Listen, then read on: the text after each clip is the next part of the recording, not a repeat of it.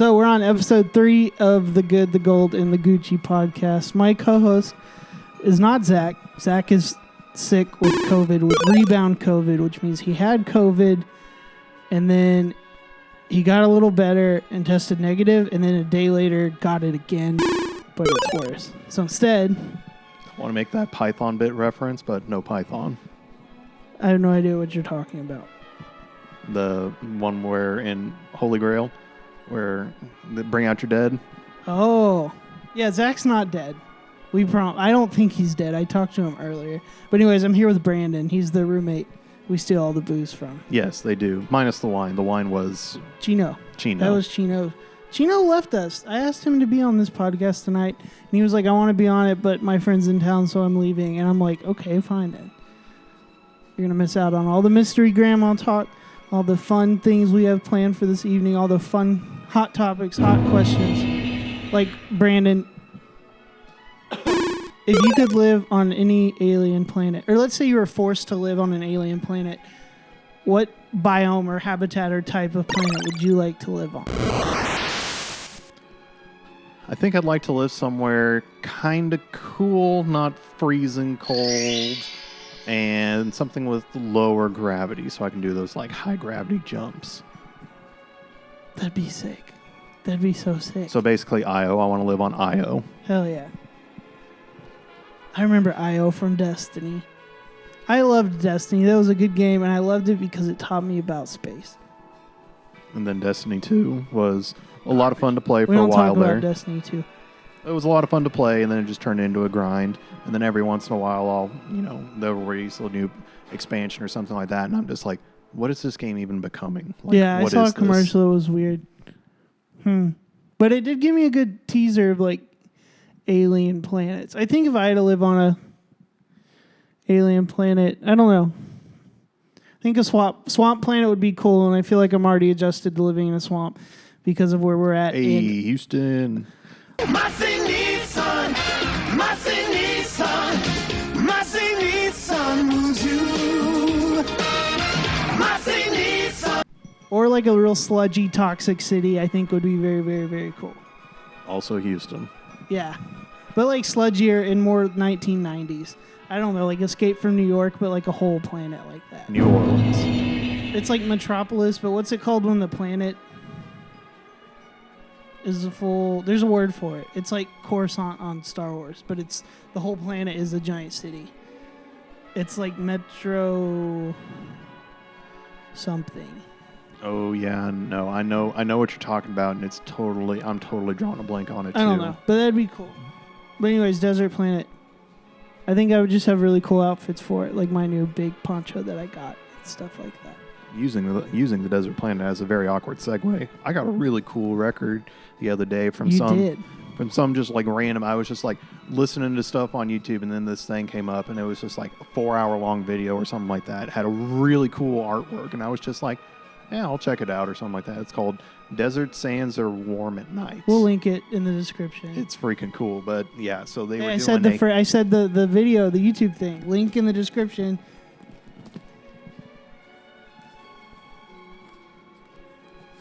It's crazy when you told me about this because I'd seen the video and listened to it, but that record gives me an existential crisis. But Brandon got the vinyl for it, and I almost got it. It was like the special edition vinyl, because they had one that was like, a colored vinyl or something like that, and they did one that is a sand-filled vinyl. So hopefully the camera is actually picking this up, but it is just like two clear vinyls sandwiched in between like a cavity that they filled with colored sand, and then they like filled in. Let me hold it over here just epoxy. To make sure. But I saw that, and it was just like sand-filled vinyl, and I was just like, okay, that sounds way too cool to not own, just simply as, just having a cool record. Kind of like it's fucking cool. Like the Lazaretto LP that had like a bajillion Easter eggs and like the holographic, and you could play it backwards and quarter speed and all that stuff. I'd argue that this is still cooler, though. I mean, the Lazaretto one was like a love letter to like vinyl collectors, I think. This is just fucking cool.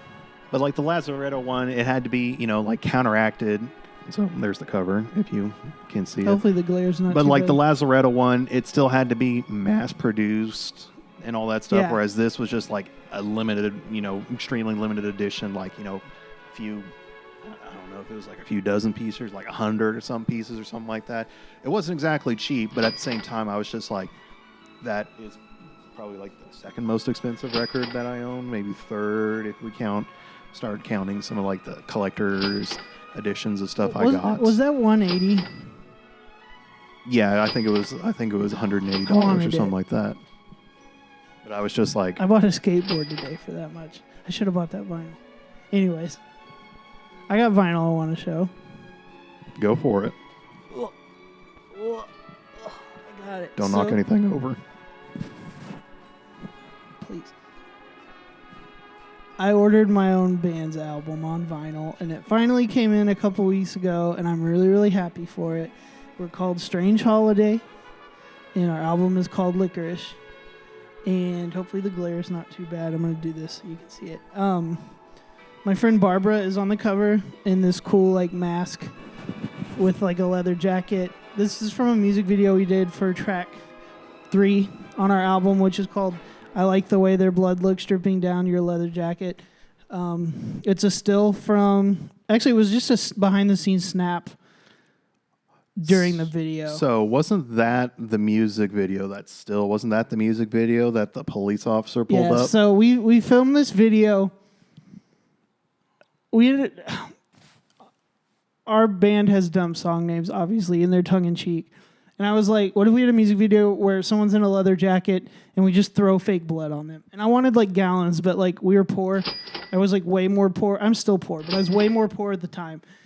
And I was like, let's go to Walmart. Let's ask somebody. So we asked Barbara, who's like, I don't even know how, she's like my friend Olivia's friend, but also almost like her like surrogate mom sometimes.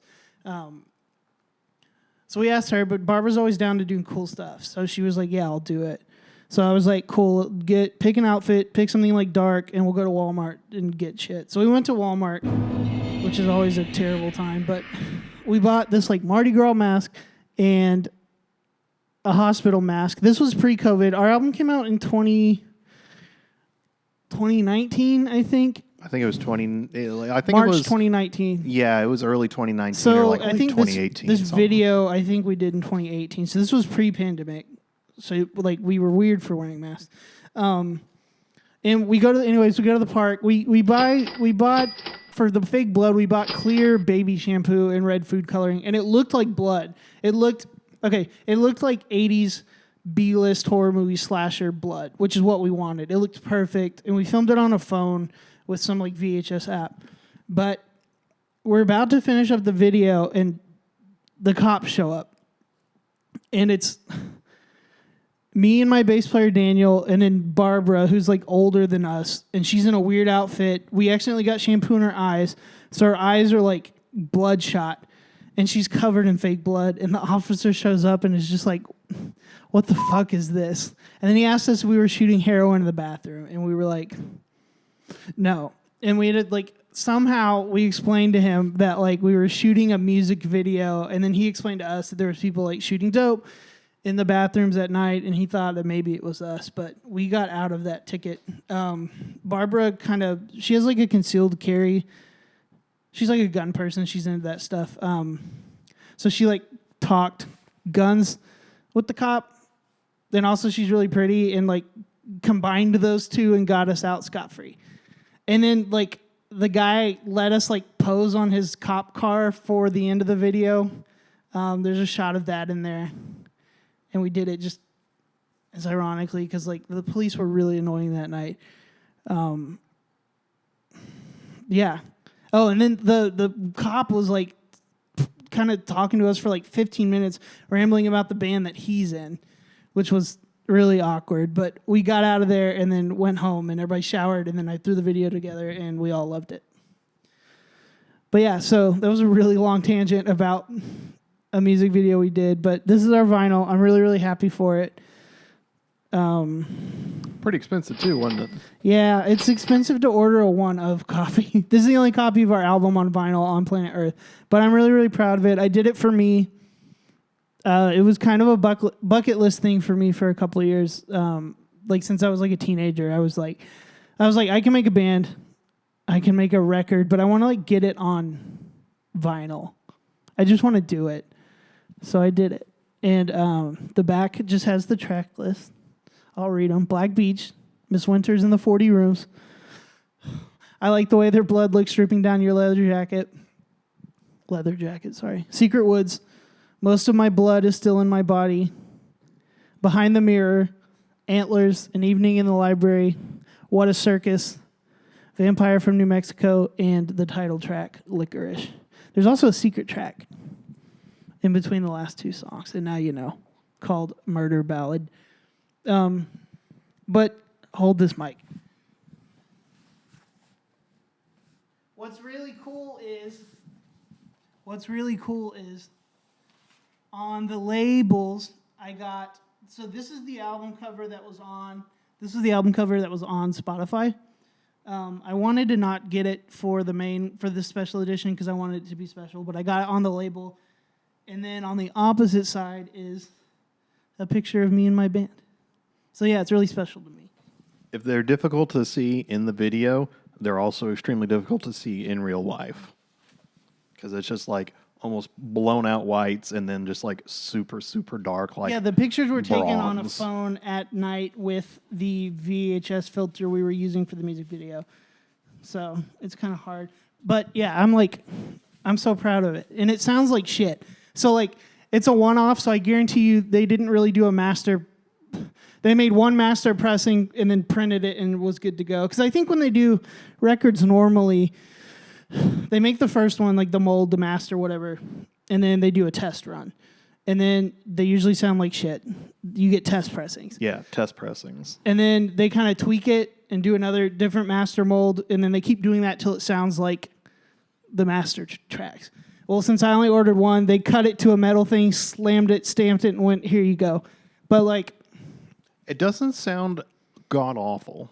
Like how I expected like an initial pressing would be. Yeah. It sounds a lot better than what I thought it was going to be. Me too. And also I didn't hear any reviews from this brand that did it. I think it was an American vinyl company. This sounds fine. Also too, I didn't master it for vinyl. Because usually you have to master different. Yeah, and it's the fact that they have to like stretch it to fill a vinyl, so you got to figure out where you're going to split it, and then I think they do a little bit of time dilation. Yeah, the tracks are a little bit sped up. They're pitched a little bit higher, but yeah, so it was and a little they're bit like weird. reverby. Like the highs are really like reverby. So I don't know if they added or just what. That also has to deal with the fact that that's like a $60 or $70 record player from like 2011 that we're playing it on. Yeah. I don't have a really good record player. I like that record player. I think it sounds well. It sounds good because the sound system is expensive. Yeah, the sound system is expensive. The tube amp is expensive. I got the $1,000 tube amp that you can't even buy anymore, and then I got the vintage EQ from like the 80s or 70s or something like that. That was like $500, $600. Yeah, and then two really good speakers. Yeah, and then my two Wharfdales were just ridiculous. So it's a ridiculously good sounding sound system and the weakest part is obviously just the record player. Yeah. But still, I'm happy with both our sound setup here in this new house and my band's vinyl. Yeah. I don't know, it feels pretty good. I would like to... I quit music because I was in like a bad place mentally, and I was using music to cope with that. But I kind of want to like do another record one day, and I would like to do it with my band. Like I have multiple records on Spotify, but for each group or each project, there's only one of them. I would like to make like a second album with the same group. But Daniel works a lot, and Christian lives in Austin, and I work a lot. So I still think it would be really cool if you did your Saint Rage. If you did the first one and the second one that you and Corman were working on, if you do that as a gatefold. That'd be cool. So like a double LP? Yeah, because I think like the gatefold with the artwork and all the, various sketches and little things that you did. Yeah, almost schizophrenic looking. I probably can't say that. I'm going to get canceled.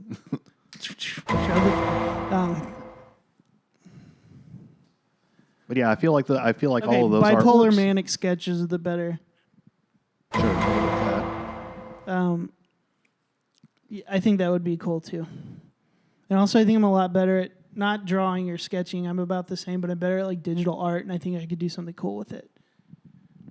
We don't talk about Saint Rage. That's a weird poetry album I did. It's on Spotify. If you find it, you can listen to it.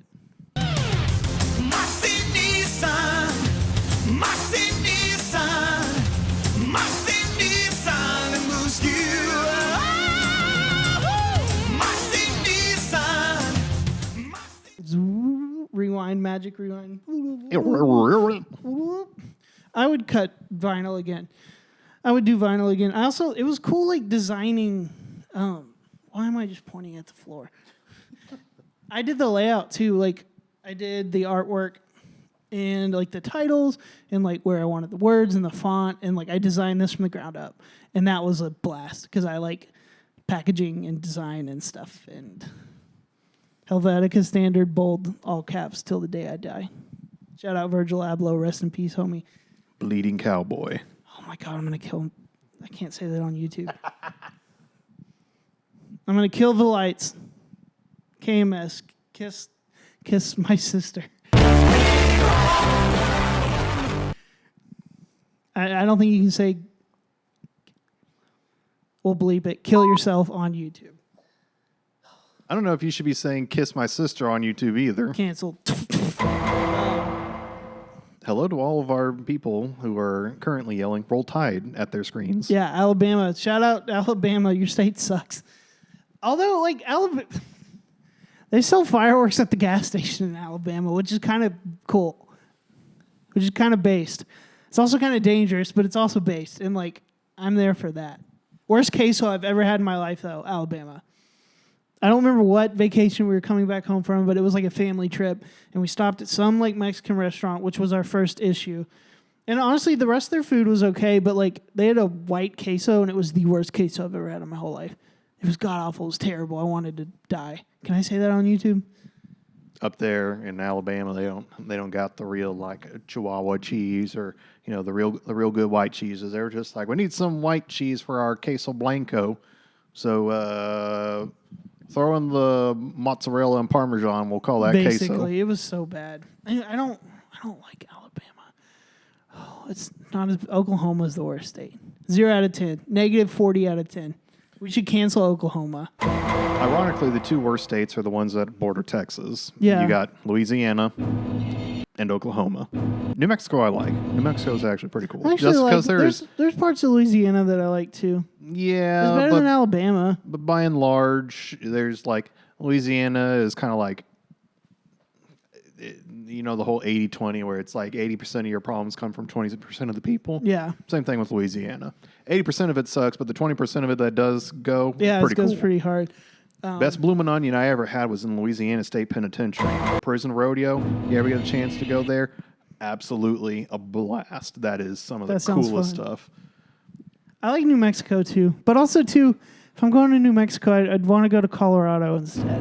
I don't know. They're so close. New Mexico's definitely like a travel through state. Like I feel that if you're going on like a road trip, you take an extra day, maybe 2 days or something like that, because there's some pretty cool stuff to go see in New Mexico.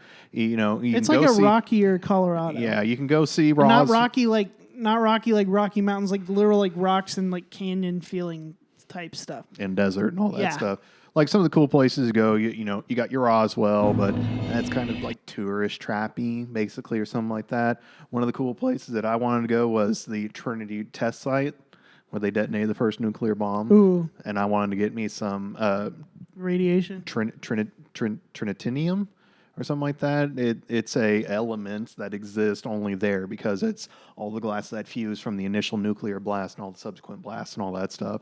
Wanted to get that because it's all... That's kind of cool. It was all such low yields and everything like that. It's radioactive, but no more so than the uranium glasses that you can find around here. Yeah. Weird tangent on that. The Garfield Cup?